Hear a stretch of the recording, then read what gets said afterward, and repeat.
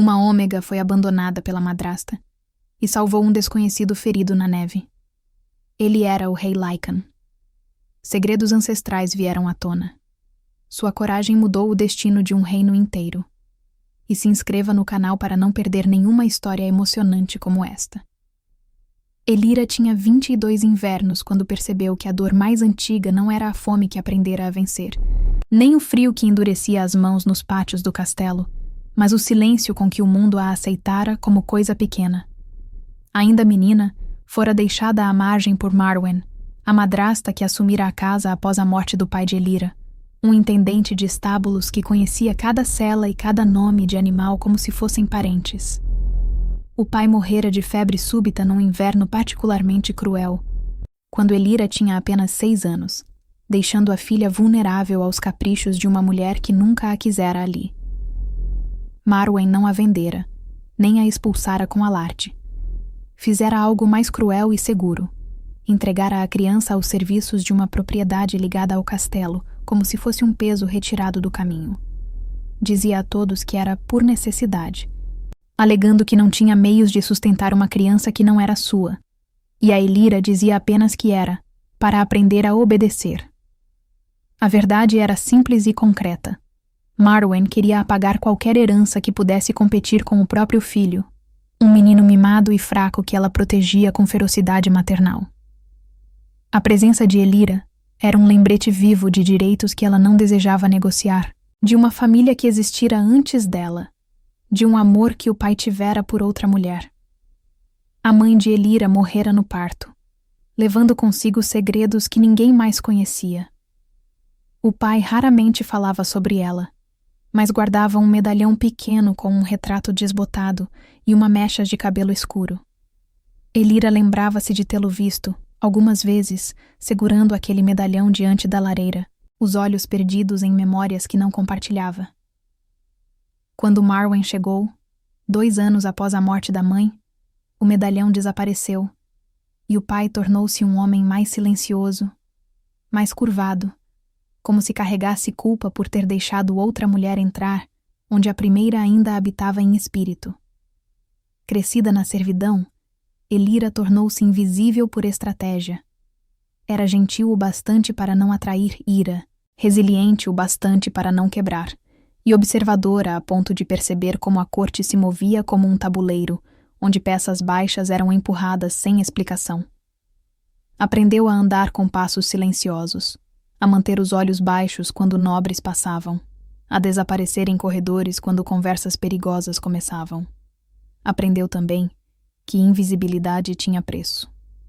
Quanto mais você se apagava, mais fácil era para os outros fingirem que você nunca existira. O único lugar onde respirava sem se encolher era junto aos animais. Ela possuía um talento raro que não era feitiço, mas uma disciplina construída em anos. Sabia ler o tremor de um flanco, o medo por trás de um relincho, o aviso antes de um ataque. Os guardas animais gigantes do reino, lobos de guerra criados para proteger portões e escoltar a realeza, aceitavam sua presença de um modo que não concediam nem a cavaleiros. Quando um cavalo se recusava a ser selado, chamavam Elira. Quando um lobo jovem adoecia e mordia qualquer um que se aproximasse, era ela quem entrava no canil com água e ervas, saindo horas depois com o animal mais calmo e as feridas tratadas. Isso a mantinha útil e, paradoxalmente, perigosa aos olhos de quem acreditava que tudo devia obedecer à hierarquia, até o afeto de uma fera. Alguns a chamavam de a sussurradora, outros de bruxa dos bichos, sempre em tom que misturava admiração e desconforto. Ela nunca corrigiu ninguém. Deixava que pensassem o que quisessem, porque enquanto a temessem um pouco, não a machucavam completamente. O reino de Valdarren sustentava-se sobre rituais e medidas exatas. Servos não cruzavam determinados corredores, não erguiam a voz diante de nobres, não tocavam nas montarias da guarda sem permissão selada. Havia regras para como se vestir, para onde olhar, para quando falar. O Conselho de Lordes, reunido sob tapeçarias antigas que mostravam batalhas esquecidas e juramentos rompidos, governava junto ao soberano, mas na prática testava seus limites sempre que podia. Cada decisão do rei era acompanhada de debates intermináveis, de objeções veladas, de lealdades negociadas em salas fechadas, onde o poder verdadeiro se movia como serpente sob as pedras. E o soberano, o rei Lycan, era uma figura de lenda e temor. Um rei de vida longa demais para caber na memória comum, com o instinto de lobo sob a pele humana, guardado por uma matilha de feras gigantes e por uma honra rígida que o isolava. Ele era Alfa Supremo, nascido de uma linhagem que carregava o sangue dos primeiros Lycans, aqueles capazes de transformação completa e de comando absoluto sobre a matilha. Sua autoridade não vinha apenas de coroa, mas de essência, de um vínculo primordial que fazia os lobos gigantes responderem ao seu chamado como extensão de sua própria vontade. Nos salões, contavam histórias sobre ele que misturavam verdade e mito de forma indistinguível. Diziam que ele não dormia como os homens comuns, mas mantinha vigília como os lobos, com um olho sempre aberto para o perigo. Diziam que podia sentir traição no ar, antes que a lâmina fosse afiada, e que seus olhos dourados viam através de mentiras como se fossem vidro. Diziam que ele vivera por mais de 300 anos, vendo gerações inteiras nascerem e morrerem, carregando o peso de cada guerra, cada tratado, cada traição que manchara o trono. Diziam também, em sussurros mais baixos, que ele era solitário não por escolha, mas por maldição. Nenhuma companheira suportara a intensidade de estar ao lado de um alfa tão absoluto. Nenhuma conseguira equilibrar a balança entre a besta e o homem. Algumas morreram jovens, outras fugiram, e uma, segundo rumores antigos, enlouquecera tentando compreender o que significava estar vinculada a algo tão primordial e poderoso. Ele governava com justiça, mas era uma justiça fria, mantida à distância, como se qualquer aproximação pudesse quebrar o controle que ele exercia sobre si mesmo com disciplina de ferro. Alguns o respeitavam, muitos o temiam, e todos mantinham a distância segura que se mantém de um predador que escolheu por enquanto não atacar. Elira nunca o vira de perto. Para alguém como ela, o rei era apenas uma sombra distante que passava pelos corredores altos, cercado por guardas e por uma aura que fazia até os lordes mais arrogantes baixarem os olhos. Ela vivia no mundo de baixo. Lavava os pisos de pedra dos estábulos onde o cheiro de feno e couro se misturava ao suor dos cavalos. Preparava rações cuidadosamente medidas para os cavalos de batalha, que carregavam guerreiros em missões distantes, e passava horas nos canis, onde os lobos gigantes eram mantidos entre missões. Era ali, entre feras e silêncio, entre respirações profundas e olhares que dispensavam palavras, que ela encontrava algo próximo de paz. Os lobos a reconheciam de um modo que ninguém mais fazia. Não a viam como serva, nem como inferior. Viam algo nela que ela própria desconhecia, algo que os fazia inclinar a cabeça e aceitar sua presença sem rosnar. O mais velho da matilha, um lobo imenso chamado Sombra, com pelos grisalhos e cicatrizes de décadas de batalha, permitia que ela limpasse ferimentos que ele mordia de qualquer outro. A loba mais jovem, Névoa, de pelagem branca como neve recém-caída, a seguia pelos estábulos como cachorro segue dono, encostando o focinho em sua mão em busca de carinho. Numa tarde de véspera de tempestade, quando o céu se fechava em cinza escuro e o vento trazia o cheiro metálico de neve misturado ao aroma de terra congelada, Elira foi enviada além dos muros para buscar ervas secas usadas nos curativos dos estábulos. A égua de um capitão da guarda cortara a pata em pedra afiada, e a ferida começava a infeccionar. Não era missão nobre, mas era necessária. E ela aceitou porque, ao longe dos salões, ninguém a observava com a mesma fome de julgar. Levou um cesto pequeno, um chale surrado que pertencera à mãe e que era sua única herança real, e a esperança de voltar antes que a nevasca chegasse com força. A nevasca chegou antes do previsto, empurrada por ventos que apagavam trilhas e confundiam o retorno. O frio cortava como lâmina afiada, entrando pelos buracos do chale e congelando o suor sob as roupas. Ela puxou o tecido sobre os ombros, sabendo que precisava encontrar abrigo ou morreria ali. Mais uma serva esquecida pela história, um corpo que só seria encontrado quando a neve derretesse na primavera. O pânico começou a se instalar. Não como grito, mas como peso no peito, quando cada árvore parecia igual à anterior, e cada passo afundava mais na neve crescente. Foi então que ela viu o homem caído entre as árvores, meio enterrado na neve que começava a acumular-se sobre ele como mortalha branca.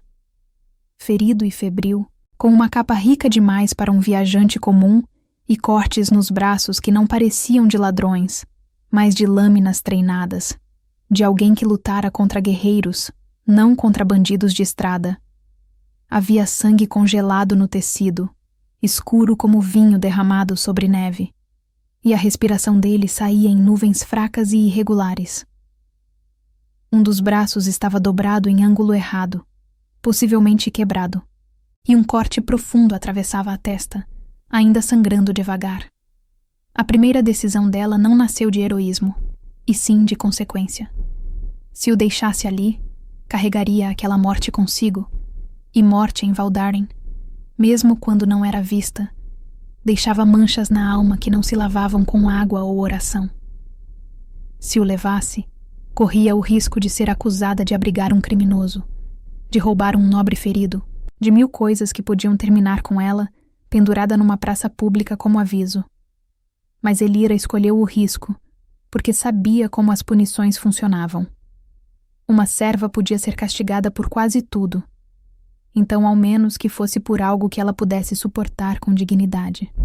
Ao menos que fosse por ter tentado salvar uma vida, não por ter olhado para o lado e deixado alguém morrer congelado. Ao revistá-lo para estancar o sangue, encontrou um anel pesado com o brasão real oculto sob lama endurecida, e isso não a fez desistir.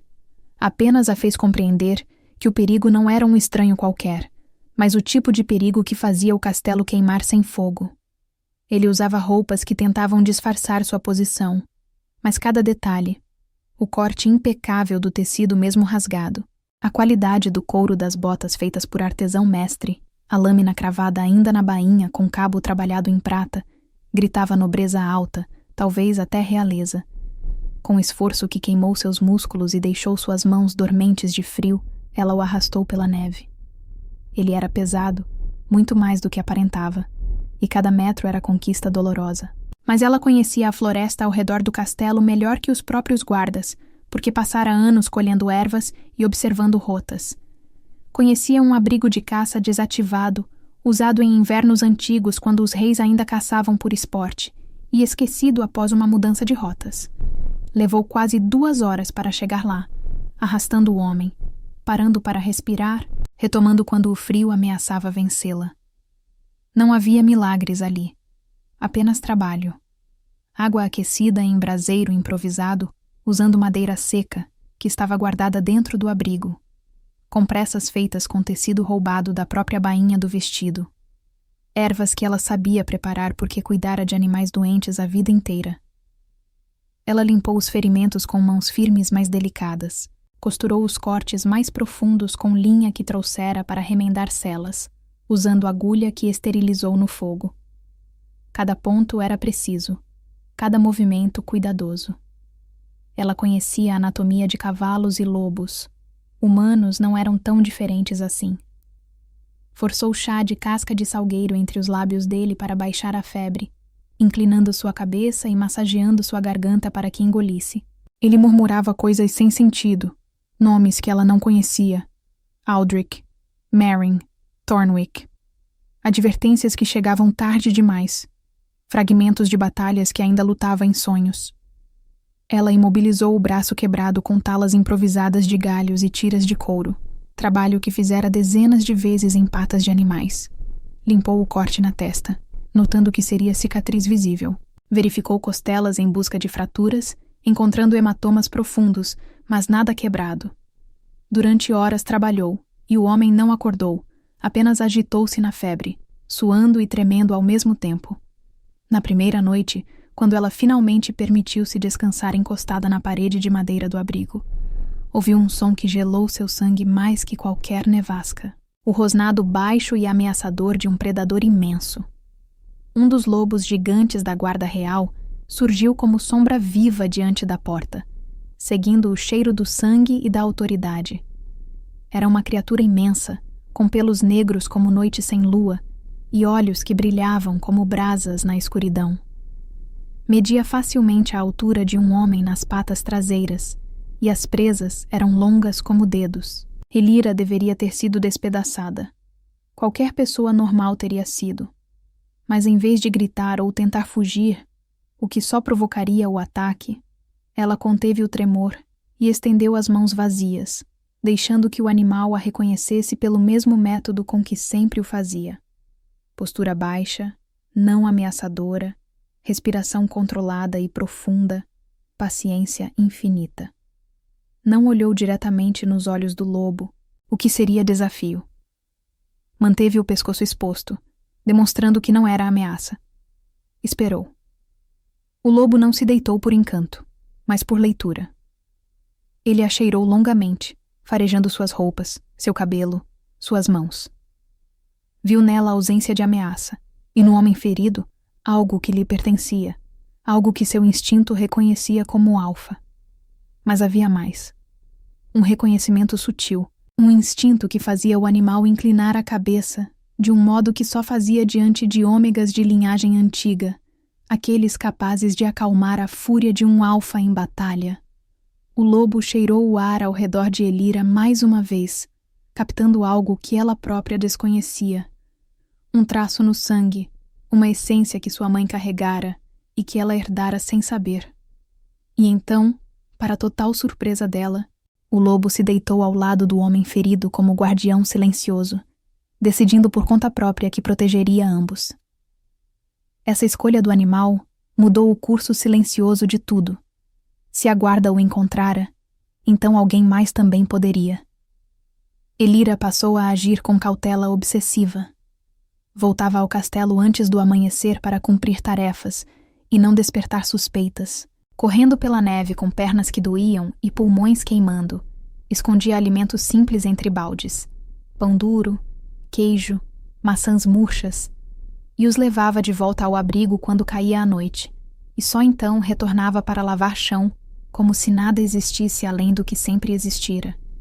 Dormia 3 horas por noite, às vezes menos, e seus olhos começaram a carregar sombras profundas que não passaram despercebidas. Uma governanta idosa chamada Lady Orwen, que chefiava as despensas com mão firme mas justa, percebeu a diferença. Não por adivinhação, mas porque Elira, sempre tão precisa nos números, começara a errar contas de farinha. Orwen era bondosa, porém prática, conhecia o custo de cada segredo. E ajudou não por romantismo, mas porque viu em Elira a mesma criança descartada que um dia ela fora. Orwen nascera bastarda de um lorde, rejeitada e entregue ao serviço para apagar a vergonha. Subira por competência pura, e via em Elira a mesma determinação silenciosa que ela própria tivera. Em vez de denunciar, Orwen arranjou pano limpo, uma lamparina de óleo melhor, um frasco de mel para feridas. Mel verdadeiro, não o falso que davam aos servos. E a advertiu com olhos que não pediam permissão, mas que ofereciam aliança. Segredos, no castelo, sempre são moeda. Use o seu com sabedoria, menina. E se precisar de ajuda, venha me procurar antes que seja tarde demais. Elira nunca esqueceria aquela bondade. Num mundo onde cada pessoa protegia apenas o próprio pescoço, Orwen estendera a mão sem pedir nada em troca, e isso era raro como neve no verão.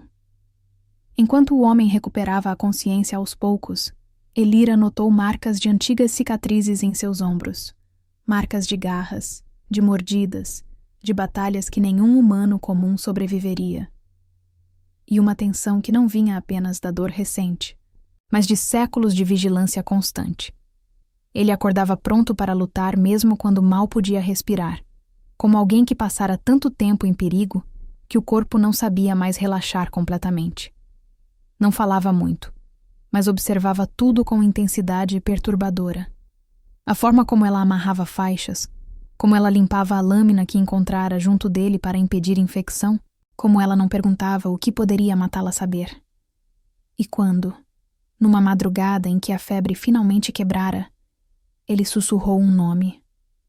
Não o próprio, mas o de um antigo juramento real. Uma frase em língua antiga que apenas a linhagem dos reis conhecia. Palavras que ela ouvira uma vez quando presenciara por acaso uma cerimônia de guarda. Elira entendeu, sem necessidade de coroa ou proclamação, quem estava diante dela. A confirmação não veio de pompa, e sim do peso de um comando que escapou pela febre, e fez o lobo gigante bater a cauda no chão como soldado reconhecendo o general. Sombra, quieto, dissera ele, e o animal obedecera instantaneamente, provando que não era lobo selvagem, mas parte da matilha real. Quando seus olhos finalmente se fixaram nos dela, clara e diretamente pela primeira vez, livres da névoa da febre, havia algo além de gratidão. Havia reconhecimento profundo e perturbador. Alfa e ômega, instinto e equilíbrio, predador e porto seguro. Ele sentiu o que ela era antes mesmo de compreender completamente. Uma atração que não era romântica nem sexual, mas algo mais antigo, mais fundamental. Algo que fazia seu lobo interior rosnar não de ameaça, mas de necessidade. Você é ômega, disse ele depois de longo silêncio, voz rouca mas firme, carregada de certeza absoluta. Não era pergunta, era constatação carregada de espanto e algo próximo de reverência. Linhagem pura. Achei que estivessem todos mortos. Elira recuou instintivamente, porque aquelas palavras eram perigosas. Ômegas de linhagem pura eram lenda, extintos há gerações, caçados e eliminados sistematicamente por aqueles que temiam seu poder de influenciar alfas, de acalmar ou de incitar, de equilibrar ou de destruir. Eles podiam, segundo as histórias antigas, impedir um alfa enfurecido de matar aliados ou empurrar um alfa hesitante para a batalha necessária. Eram ponte e eram arma, e por isso foram apagados. Ela sempre soubera que era diferente, sempre sentira a conexão estranha com os animais, o modo como lobos e cavalos respondiam a ela de forma que não respondiam a outros. Mas nunca ousara nomear o que era, porque nomear era tornar real, e tornar real era assinar sentença de morte. Não sei do que está falando, mentiu ela, mas a mentira era transparente como água limpa sobre pedras. Sei que sabe, respondeu ele, e havia uma tristeza antiga na voz, tristeza de quem vira muita coisa desaparecer ao longo de séculos. Sinto em você o que não sinto há 300 anos, o equilíbrio, a âncora, a única coisa capaz de impedir que um alfa se perca completamente na besta.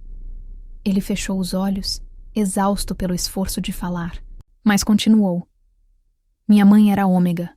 Foi a última que conheci. Morreu quando eu tinha 50 anos. Desde então sou apenas alfa. Apenas predador segurando as rédeas de si mesmo por força de vontade. Elira não sabia o que dizer. A vulnerabilidade naquelas palavras a chocou mais que a revelação de quem ele era. Então não disse nada. Apenas continuou a tratar dele, e o silêncio entre eles passou a carregar perguntas que nenhum dos dois tinha coragem de fazer. Nos dias seguintes, enquanto ele recuperava forças lentamente, conversaram. Primeiro sobre coisas pequenas, o frio do inverno, a qualidade das ervas, a teimosia de Sombra em não sair do abrigo. Depois sobre coisas maiores. Ele contou, sem nomes, mas com dor evidente, sobre a emboscada. Sobre homens do próprio conselho que o atraíram para uma armadilha sob pretexto de investigar a atividade rebelde na fronteira. Sobre a luta que se seguiu, onde ele matara 6, mas fora ferido por lâminas envenenadas que enfraqueciam até licãs. Por que não voltou imediatamente? Perguntou ela. Porque se eu voltasse ferido assim, fraco, meus inimigos teriam justificativa para questionar minha capacidade de governar. Parecer fraco para um alfa é convidar desafio. Ele olhou para as próprias mãos, ainda trêmulas. E por quê? Porque não queria que me vissem assim, vulnerável, precisando de ajuda. Elira entendeu aquilo profundamente. Tinha passado a vida inteira escondendo fraquezas, fingindo que não doía, que não importava, que não afetava. No castelo, o desaparecimento do rei foi anunciado como ausência em missão secreta, uma mentira formal para evitar pânico. O regente interino, Lord Garrick Var, assumiu o salão do conselho com uma eficiência que parecia lealdade, mas tinha a dureza de quem esperava aquela oportunidade havia anos. Garrick não precisava odiar o rei pessoalmente. Bastava desejar o trono e temer o que o rei representava. A linhagem Lycan mantinha a paz entre humanos e Lycans, porque o próprio rei era ponte e ameaça. Ele protegia os Lycans com ferocidade, mas também os mantinha disciplinados, impedindo que ataques isolados se transformassem em guerra total. Sem ele, Garrick poderia reescrever leis, enfraquecer a guarda animal e negociar com casas estrangeiras que prometiam estabilidade, que sempre significava submissão e tributos. Garrick era homem de aparência respeitável, cabelos grisalhos bem cortados, postura impecável, voz que sabia exatamente quando ser firme e quando ser suave como seda. Ele construíra sua reputação sobre eficiência administrativa ao longo de décadas, e poucos percebiam que eficiência, nas mãos erradas, era apenas outro nome para controle absoluto. Ele não queria destruir o reino, queria moldá-lo à sua visão. Uma visão onde Lycans eram tolerados, mas contidos, onde a matilha real era ferramenta militar e não símbolo de poder compartilhado, onde ômegas eram extintos porque desbalanceavam a ordem que ele tentava impor. A busca começou com métodos plausíveis e cruéis. Postos de controle nas estradas interrogando viajantes com brutalidade crescente, inspeção sistemática de abrigos de caça, queimando qualquer esconderijo possível, interrogatório de servos que saíam dos muros com ameaças e promessas de recompensa. Alguns servos desapareceram nessas buscas, presos em masmorras por comportamento suspeito, e todos sabiam que poucos voltariam intactos. Elira só não foi capturada de imediato, porque sua invisibilidade era seu escudo. Ela era tão comum, tão esperada nos estábulos, que ninguém a via realmente. Ainda assim, pequenos sinais começaram a se acumular contra ela como neve que enche um telhado antes de ceder. Um guarda viu pegadas extras perto das despensas. Um aprendiz encontrou no lixo restos de panos ensanguentados que ela queimara mal por falta de tempo. E quando Sombra, o lobo gigante, passou a rondar o setor de estábulos nas noites em que Elira sumia, alguns cavaleiros concluíram que havia algo escondido ali, porque os guardas animais gigantes só obedeciam a instintos treinados e ao sangue real. A cada dia, o vínculo entre Elira e o rei crescia não em romance fácil, mas em entendimento profundo construído sobre vulnerabilidade mútua. Ela o via lutar contra a própria vulnerabilidade com vergonha antiga, tentando esconder tremores, fingindo que as dores não o atormentavam. E isso a tocava porque sua vida inteira fora uma luta para não pedir nada, para não demonstrar que precisava de ajuda. Ele, por sua vez, via nela uma coragem sem orgulho, um tipo de força que não vinha de título ou de músculos, mas de persistência silenciosa e digna.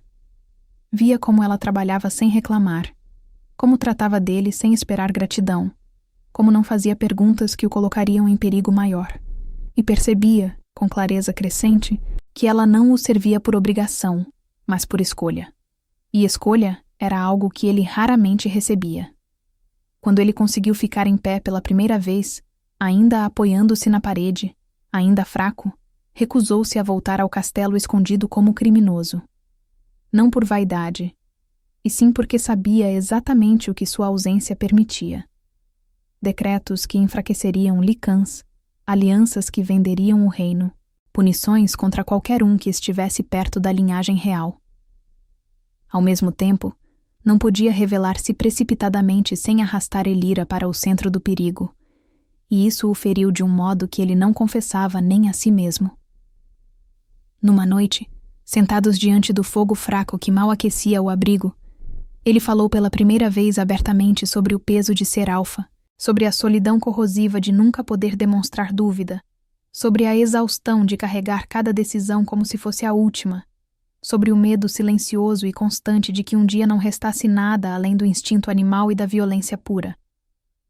Há 300 anos que não confio meu peso a ninguém, disse ele, olhando as chamas com olhos que pareciam mais velhos que montanhas.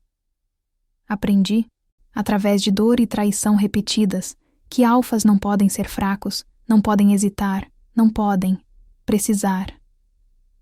A palavra saiu como confissão dolorosa, arrancada de lugar profundo e escondido. Cada pessoa que se aproximou de mim queria algo: poder, proteção, favores. Ninguém quis apenas estar perto. Elira não tentou consolá-lo com palavras vazias ou promessas impossíveis. Apenas disse, com honestidade crua: "Você não está sozinho agora." E depois acrescentou, porque era verdade: "E eu não quero nada de você além de que sobreviva. Porque se você morrer, muita gente inocente vai morrer junto." Ele a estudou em silêncio longo, e pela primeira vez em séculos, permitiu-se sentir algo além de dever e controle. Não era amor ainda. Amor exigia tempo que eles não tinham. Exigia escolhas livres feitas longe de perigo. Mas era o começo de algo mais profundo e mais raro. Respeito verdadeiro. Aquele que nasce quando alguém vê outro sem máscaras e escolhe ficar mesmo assim. "Por que fez isso?" perguntou ele, e a pergunta carregava confusão genuína. "Por que me salvou? Você não me conhecia. Poderia ter me deixado morrer e ninguém saberia." "Porque deixá-lo morrer teria sido mais fácil", respondeu ela com honestidade que doía. "E passei a vida inteira escolhendo o caminho fácil. Fui invisível porque era mais fácil que lutar. Fui silenciosa porque era mais fácil que gritar. Dessa vez escolhi diferente. Escolhi o mais difícil." Ele não respondeu, mas algo no olhar dele mudou. Como se a visse pela primeira vez, não como salvadora acidental, mas como pessoa completa. O primeiro golpe direto contra ela veio quando Marwen reapareceu no castelo, agora servindo como dama menor, ligada a uma casa nobre. Não fora acaso ou sorte. Marwen sempre soubera buscar proteção onde houvesse poder. Ela ouvira rumores de uma serva, querida por lobos, e percebeu a oportunidade de apagar Elira de vez e ganhar favor considerável com o regente. Sua motivação era concreta e egoísta: garantir posição permanente para o próprio filho mimado e fraco, manter-se próxima do novo governo que prometia estabilidade e impedir que qualquer laço com a antiga família de Elira retornasse para cobrar dívida emocional ou material. Marwen era mulher de beleza fria e pragmatismo ainda mais frio. Envelhecera bem, mantendo a postura que atraía olhares de lordes em busca de companhia discreta e conveniente. Ela aprendera cedo que sobrevivência na corte exigia sacrificar qualquer sentimento que atrapalhasse a ascensão, e Elira sempre fora peso a ser descartado sem remorso. Agora, com o rei desaparecido e o poder em disputa visível, Marwen viu chance de garantir que esse peso nunca voltasse para assombrá-la. Ela acusou Elira publicamente de roubo de provisões da despensa real e de comportamento impróprio e perigoso com as feras, sugerindo com veneno destilado em cada palavra que ela enfeitiçava animais usando artes obscuras. A linguagem era perigosa deliberadamente, escolhida numa corte que temia o que não controlava completamente. Mais grave ainda, sussurrava nos corredores, em conversas que pareciam casuais, mas eram planejadas, que Elira era ômega não registrada, o que, segundo leis antigas e praticamente esquecidas, poderia justificar confisco de bens, prisão perpétua e até execução por ocultação de natureza perigosa. Essa última acusação era a mais perigosa, porque tocava em medos primais.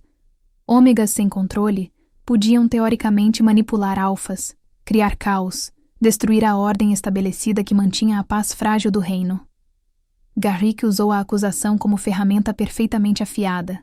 Não precisava provar nada. Precisava apenas criar justificativa para prender uma serva sem que parecesse abuso óbvio de poder. Elira foi levada para um aposento de contenção. Uma cela estreita com paredes de pedra fria e úmida, uma única janela alta demais para alcançar, e cheiro de mofo e desespero acumulados.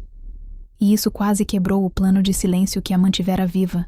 Lady Orwen intercedeu com o pouco poder que tinha, oferecendo-se para responder legalmente pela jovem e argumentando com lógica férrea que Elira era absolutamente necessária nos estábulos por causa de uma égua de guerra prenha que só ela conseguia acalmar, e de Vern, o lobo jovem da guarda que adoecera gravemente e recusava tratamento de qualquer outro. Esse cuidado com o lobo mais novo não era subtrama decorativa. Era o que ligava Elira ao coração da matilha real de forma indissolúvel. Ela passara semanas tratando as patas feridas do animal com dedicação que beirava o fanático, e isso fizera os outros lobos reconhecê-la como presença não apenas aceitável, mas necessária. Varn, em particular, a seguia como o filhote segue a mãe, com lealdade que transcendia qualquer treinamento militar. Foi Varn, mancando com as patas ainda em processo de cura, quem levou a notícia até o abrigo. Seguiu o cheiro de Elira através da neve, choramingou diante do rei com urgência evidente, e depois correu de volta para o castelo como se puxasse um fio invisível mas real. O rei entendeu instantaneamente que o cerco se fechara e que o tempo de se esconder acabara definitivamente. Mesmo ainda debilitado, com o braço mal curado e dores que o atormentavam a cada movimento, retornou com Sombra e Varn à noite, não para criar espetáculo dramático, mas para agir com a lógica cruel da corte. Entrar pelo portão principal seria declaração de guerra contra Garrick. Entrar pelos caminhos secretos usados pelos guardas animais seria um retorno que os próprios homens da guarda teriam imensa dificuldade de contestar. Quando atravessou os portões nas primeiras horas antes do amanhecer, sua presença era trovão silencioso, mas absoluto.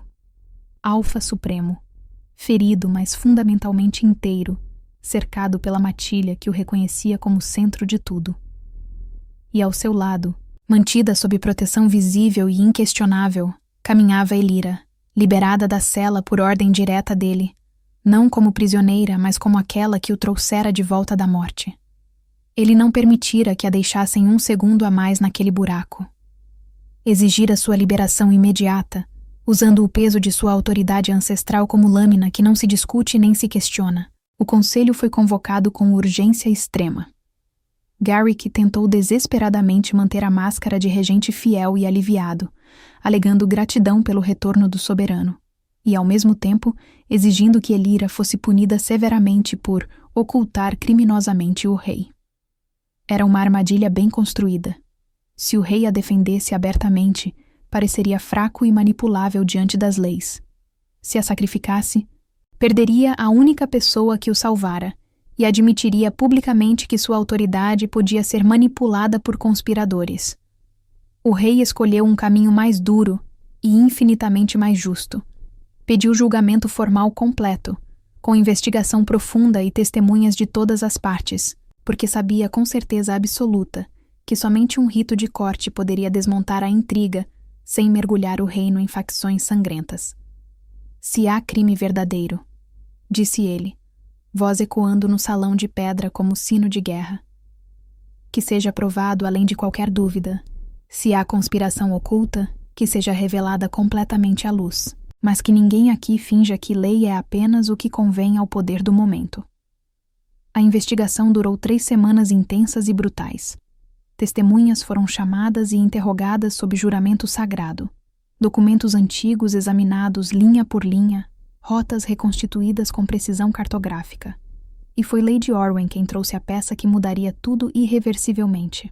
Um pequeno livro de contas encadernado em couro gasto, que o pai de Elira mantinha escondido sob tábua solta no chão da antiga casa, com registros meticulosos de pagamentos e entregas incomuns. Ele anotara nomes de lordes envolvidos, rotas exatas de carruagens suspeitas e um acordo velado para retirar uma criança específica da linha de sucessão de uma casa menor, mas significativa ligada aos Lycans. Ele não escrevera isso por bravura heróica.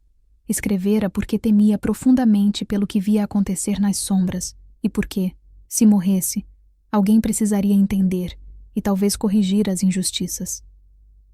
Elira não herdara a riqueza material dele, mas herdara a prova documental de que seu abandono não fora apenas crueldade doméstica de uma madrasta ressentida. Mais profundo e mais perigoso ainda. O pai anotara com caligrafia trêmula, mas legível, que a mãe de Elira era ômega de linhagem pura comprovada, descendente direta das primeiras famílias mediadoras que faziam ponte entre alfas e humanos nos tempos míticos de fundação do reino, quando a paz fora construída sobre equilíbrios delicados e sagrados.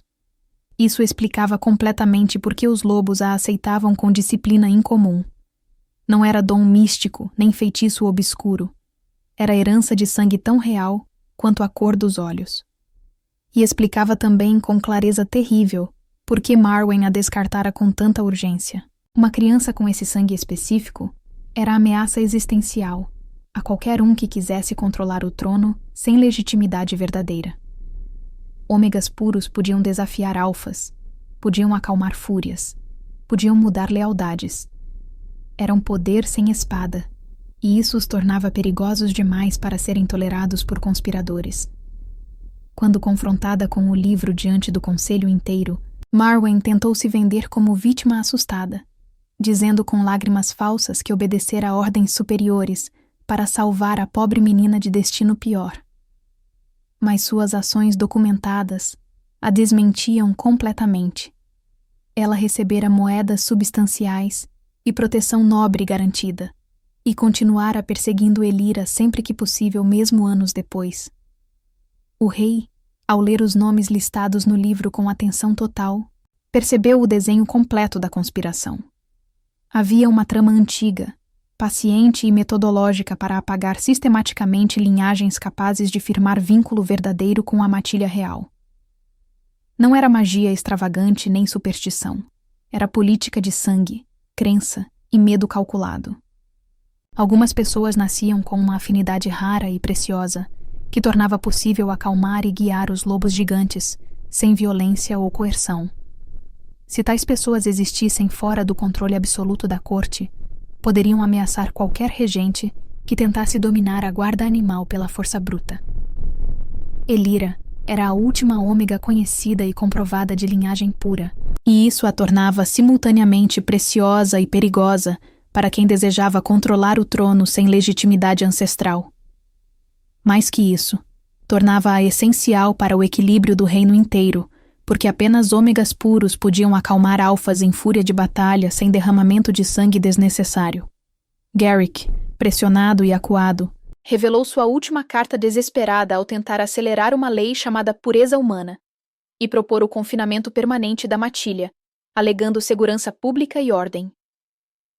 Sua ambição era sustentada por acordo secreto, mas documentado com uma casa estrangeira poderosa que prometia tropas e ouro substancial em troca de abrir fronteiras e enfraquecer o rei imortal através de restrições legais. Ele não via Lycans como povo com direitos.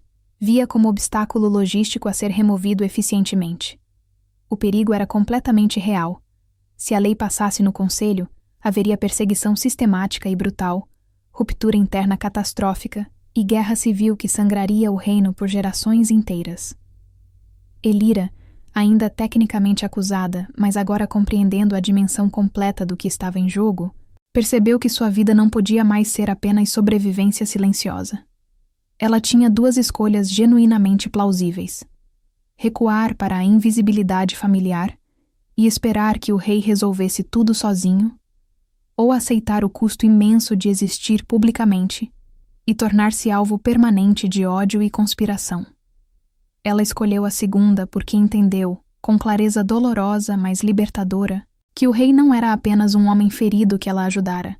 Era a estrutura viva que impedia o reino de esmagar os mais fracos sistematicamente. E se até ele podia ser derrubado por intriga bem planejada, então sua invisibilidade não a protegeria para sempre. Mais cedo ou mais tarde, Garrick e outros como ele encontrariam uma forma de eliminar qualquer ameaça potencial, por menor que fosse. Na audiência final que decidiu tudo, sem discursos longos nem dramáticos, Elira apresentou o livro e permitiu que a matilha inteira se aproximasse dela diante do salão absolutamente lotado. Não foi exibição teatral, foi prova concreta e irrefutável. Os lobos gigantes, treinados militarmente para temer e atacar estranhos, a reconheceram com disciplina calma e respeito visível. Varn deitou a cabeça enorme em seu colo com confiança total, e os outros formaram um círculo protetor ao redor dela, comportamento que só demonstravam diante de membros comprovados da família real ou de ômegas genuinamente reconhecidos pela matilha, através de instinto ancestral. Isso desmontou completamente a narrativa de feitiçaria, porque feitiço não criava lealdade verdadeira e duradoura. Criava obediência forçada e temporária.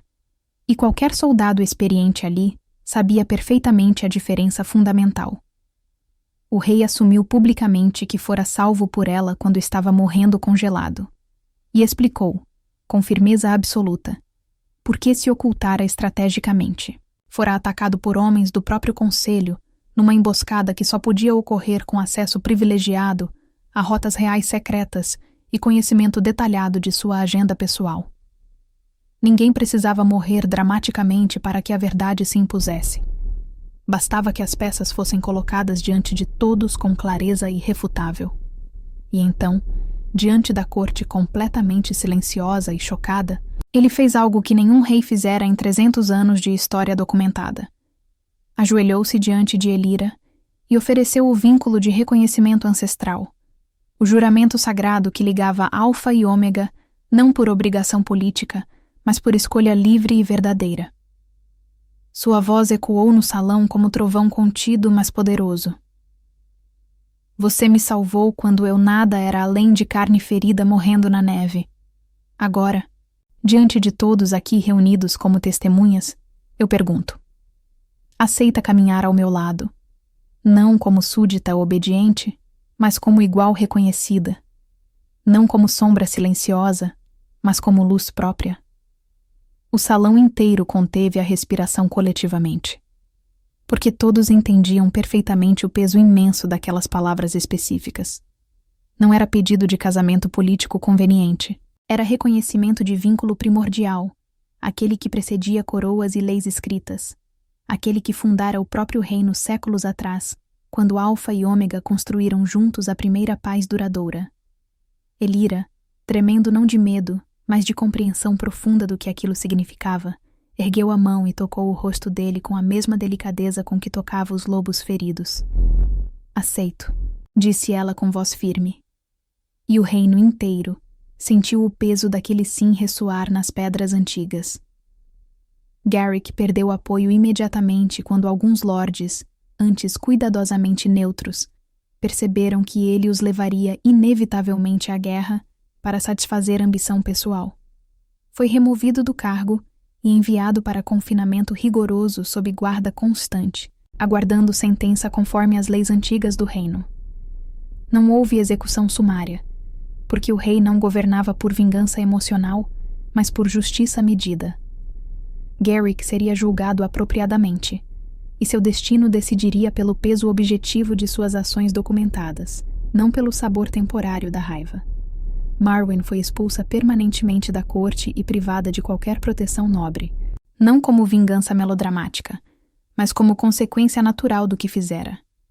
Quebrara laços de sangue por dinheiro, perseguira uma criança inocente e quase entregara o reino ao caos destrutivo.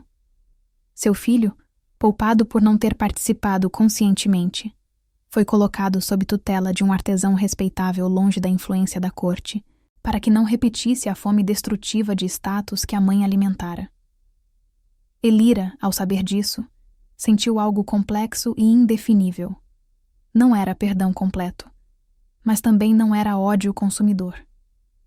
Era apenas o reconhecimento maduro de que algumas feridas não cicatrizam completamente nunca, mas podem ser carregadas com dignidade conquistada. Elira não foi recompensada com riqueza fácil ou títulos vazios. Seu ganho verdadeiro veio com dever pesado e constante. O rei, marcado pela solidão corrosiva de séculos e pela vergonha profunda de precisar ser salvo, ofereceu a ela um posto completamente novo, criado com respaldo unânime do Conselho Reformado, guardiã da matilha e intendente geral dos estábulos reais, função que exigia estudo intenso, disciplina férrea e presença pública constante. Isso a colocava hierarquicamente acima de muitos que a desprezavam por origem, e o preço foi imenso e doloroso. Ela precisou aprender etiqueta complexa de corte, suportar olhares hostis e sussurros venenosos, e aceitar que cada erro pequeno seria amplificado e usado contra ela como prova de que não merecia o lugar. Ainda assim, ela cresceu porque trabalhou incansavelmente. Lady Orwyn tornou-se sua mentora dedicada em assuntos de corte, ensinando-lhe pacientemente como navegar conversas políticas perigosas, sem perder a honestidade fundamental. Sir Cale, capitão da guarda e homem leal que valorizava resultados concretos acima de linhagem nobre, ensinou-lhe estratégia militar básica e como comandar respeito genuíno sem precisar gritar ou ameaçar. E o próprio rei, em noites silenciosas após o trabalho exaustivo do dia, ensinou-lhe história profunda do reino. Os tratados antigos que mantinham alianças frágeis, as promessas sagradas que precediam a própria coroa. O rei, por sua vez, mudou de forma menos visível, mas infinitamente mais profunda. Ele aprendeu lentamente a permitir que alguém o visse fraco, sem considerar isso derrota inaceitável. Passou a consultar Elira não apenas sobre comportamento de lobos e cavalos, mas sobre o que o povo comum sussurrava nos corredores e praças, porque ela entendia os invisíveis de um modo que nenhum nobre jamais entenderia verdadeiramente. E quando o inverno finalmente cedeu após 3 meses intensos de tensão e julgamento, Valdarren não era um reino curado por milagre divino, mas um reino que escolhera conscientemente, com esforço imenso e custo doloroso, não ser governado pelo medo paralisante. Nas assembleias regulares, Elira começou corajosamente a defender reformas que protegiam os servos de abusos sistemáticos, que garantiam julgamento justo, mesmo para os mais baixos na hierarquia, que impediam que crianças fossem descartadas ou vendidas como ela fora. Sua voz, antes completamente inexistente, tornou-se necessária e respeitada. E quando lordes tentavam silenciá-la com argumentos pomposos de tradição e ordem natural, o rei simplesmente dizia com autoridade absoluta: "A guardiã da matilha fala com minha autoridade plena. Quem a desrespeita deliberadamente, desrespeita a mim diretamente." E isso bastava para encerrar qualquer contestação. 6 luas completas após o julgamento, quando a neve começava finalmente a ceder lugar ao verde tímido e promissor da primavera, o rei convocou a corte inteira para um anúncio que absolutamente ninguém esperava. Ele não pediu permissão respeitosa ao conselho, nem consultou lordes influentes.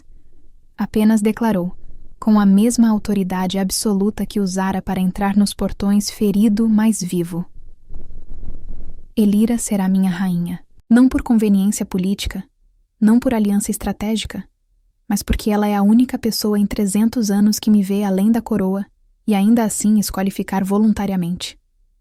Houve silêncio espesso, depois murmúrio crescente, mas ninguém ousou contestar abertamente, porque todos sabiam com certeza: ele era a alfa supremo incontestável, e ela era a ômega que acalmara a tempestade dentro dele quando ninguém mais conseguiria.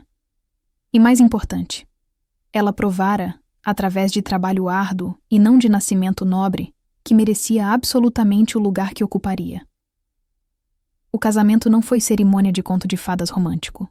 Foi pacto ancestral selado diante da matilha completa, sob a lua cheia perfeita, com juramentos antigos em língua que poucos ainda lembravam ou entendiam. Elira vestiu um manto simples, mas belíssimo, bordado com símbolos sagrados de lobo e lua crescente, feito com amor por Lady Orwyn e pelas servas que aprenderam gradualmente a respeitá-la e admirá-la. Ela caminhou descalça sobre a terra gelada até o altar de pedra onde o rei a esperava pacientemente, não porque fosse tradição romântica, mas porque era o ritual ômega ancestral. Pisar a terra nua para se conectar profundamente com ela, demonstrar que poder verdadeiro vem de raízes invisíveis, não de altura aparente. Ele segurou as mãos dela com reverência profunda que jamais demonstrara por nenhuma coroa ou cetro. E quando a lua atingiu o ponto mais alto no céu limpo, os lobos uivaram em coro harmonioso, reconhecendo não apenas um casamento político, mas a restauração sagrada de um equilíbrio perdido há gerações inteiras. Alfa e ômega, rei e rainha, predador e porto, força e compaixão. Unidos não por necessidade desesperada, mas por escolha livre e verdadeira. As palavras do juramento eram antigas, em língua que antecedia a fundação do reino. sangue ao sangue, alma a alma, equilíbrio restaurado. Que a matilha reconheça, que a terra testemunhe, que os céus guardem. Somos um, e sendo um, somos todos. E quando selaram o vínculo com um beijo, não houve fogos de artifício nem celebração extravagante. Houve apenas a certeza profunda e inquestionável de que algo fundamental, que estivera quebrado por séculos dolorosos, finalmente se consertara completamente. A corte aprendeu, com o tempo e com relutância inicial, que Elira não era rainha meramente decorativa. Ela reformulou as leis de proteção aos servos, criou um conselho de representação para os trabalhadores do castelo e instituiu que nenhuma criança poderia ser entregue a trabalho forçado sem investigação rigorosa e tutela garantida. Os lordes que resistiram teimosamente descobriram que desafiar a rainha era desafiar o rei, e poucos tinham estômago para isso. Ela não governava com doçura falsa, mas com justiça firme, e isso a tornou amada por quem antes fora invisível. O rei, ao lado dela, descobriu que compartilhar poder não o enfraquecia, multiplicava sua capacidade de enxergar. Juntos, eles fortaleceram as alianças com as comunidades licãs fora do castelo, garantindo que nunca mais houvesse perseguição sistemática. Criaram rotas de comércio justo que beneficiavam tanto humanos quanto licãs. Reformaram a guarda para incluir representantes de ambos os povos em posições de comando e estabeleceram que a matilha real seria sempre treinada por aqueles que tinham o dom natural do vínculo, não pela força ou pelo medo. Anos depois, quando Elira segurou nos braços o primeiro filho, uma menina de olhos dourados que chorou apenas uma vez antes de ser acalmada pelo uivo suave de Varn, agora velho e grisalho, mas ainda ferozmente leal, ela entendeu que não salvara apenas um homem naquela nevasca distante. Salvara a si mesma, porque a menina abandonada pela madrasta, que aprendera a ser invisível para sobreviver, agora era vista por todos. E mais importante, via a si mesma com dignidade conquistada. A filha cresceu forte e gentil, ensinada tanto pelo pai quanto pela mãe, carregando o equilíbrio de ambas as heranças, a força do alfa e a sabedoria da ômega. E quando completou 7 anos, foi ela quem acalmou um lobo selvagem que invadira o castelo, não por magia obscura, mas por paciência infinita e respeito instintivo, provando que o legado de Elira não morreria com ela. No epílogo de sua história, muitos anos após aquela nevasca que mudara tudo irreversivelmente, Elira caminhou entre os lobos gigantes ao amanhecer dourado, não como serva escondida, mas como rainha reconhecida por mérito e por verdade conquistada. A matilha a acompanhava em silêncio disciplinado, símbolo vivo de que algumas alianças não se compram nem se impõem. O rei observava de longe com amor profundo, com a mesma honra que o mantivera solitário por séculos agora, dividida com alguém que não pedira coroa, apenas lugar. E assim, a menina abandonada pela madrasta, ao salvar um homem sem saber quem era, não apenas mudara o destino dele, encontrara o próprio nome dentro do reino que antes fingia que ela não existia. Seu legado não seria medido em ouro acumulado ou batalhas vencidas, mas em cada criança que cresceria livre do abandono que ela conhecera, em cada servo que teria voz nas assembleias, em cada ômega que não precisaria esconder sua natureza por medo de perseguição. E quando a história de Valdaren fosse contada pelas gerações seguintes, não diriam apenas que houve um rei sábio. Diriam que houve uma rainha que ensinou um reino inteiro a enxergar os invisíveis. Diriam que uma serva descartada tornou-se rainha não por magia, mas por escolha. A escolha de salvar um estranho na neve. A escolha de arriscar tudo pela justiça. A escolha de acreditar que até os invisíveis merecem ser vistos.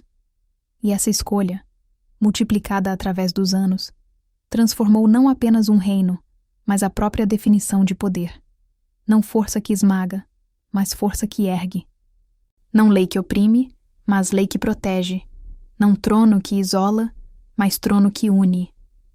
E Elira, ao final de sua longa vida, cercada por filhos, netos e pela matilha que a amava como amava o próprio rei, soube que fizera a escolha certa naquela nevasca distante. Porque algumas decisões, tomadas no frio e no medo, têm o poder de aquecer gerações inteiras.